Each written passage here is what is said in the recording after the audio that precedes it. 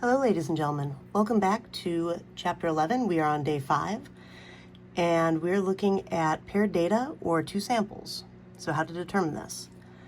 All right, so by the end of this lesson, you'll be able to determine when it is appropriate to use paired t-procedures versus two sample t-procedures. At the end of this lesson, I would like for you to try these problems. Let's go ahead and get started. All right, so we are on our final day of 11.2, two sample versus paired. And you can read the following information on pages 731 to 734. Now let's start with the question, how can you know whether to use a two-sample t-test or a paired t-test? Now this is based on how the data was collected. Paired data comes from two observations of the same quantitative variable on the same individual or one observation on each of two similar individuals. All right, here's some additional clues. It's going to be a paired t-test if it has a label row/column, if you can't scramble the list, if the same number of values are in each, and if it describes the mean difference.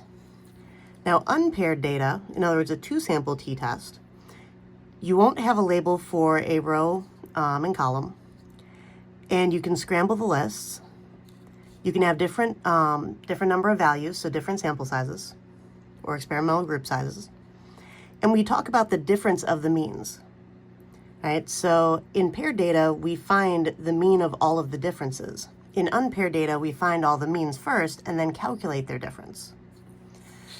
All right, so here's our example. Suppose you're designing an experiment to determine if students perform better on tests when there are no distractions, such as a teacher talking on the phone. Right, now, you have access to 2 classrooms and 30 volunteers who are willing to participate in your experiment. For letter A, design an experiment so that a two-sample t-test would be the appropriate inference method. All right, so here's one method for doing this. You can also try to write up others.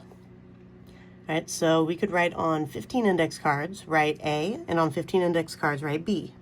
Shuffle the cards and hand them out at random to the 30 volunteers. All 30 subjects will take the same reading comprehension test.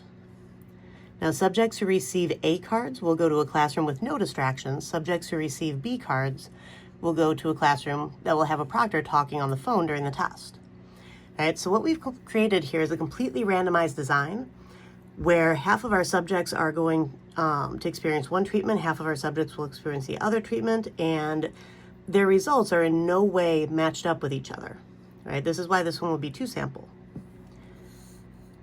Now, letter B asks us to design an experiment so that a paired t-test would be the appropriate inference method. Now, similar to the pulse activity that we did on Thursday, I want you to consider how we could create paired data.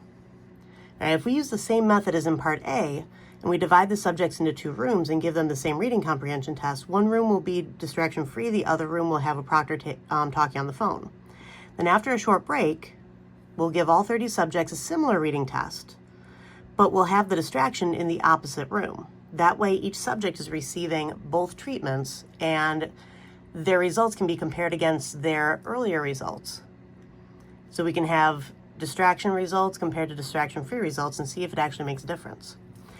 Now, which experimental design is better? And explain. Well, the experimental design in part B is better because it counts for an important source of variability. Right, the reading comprehension skills of the individual subjects. This provides us with more power to be able to actually correctly reject the null hypothesis when we should be. Right, now, for letter D, what is the purpose of random assignment in this experiment? Well, the purpose of random assignment is to make sure that one environment or treatment isn't favored by always going first or second. Right? So we want to make sure that we're randomizing the order of the treatments so that one isn't favored over the other in terms of how fresh students are when they take this comprehension test, because there is such a thing as reading exhaustion. All right, go ahead and try these problems, and I'll see you in class.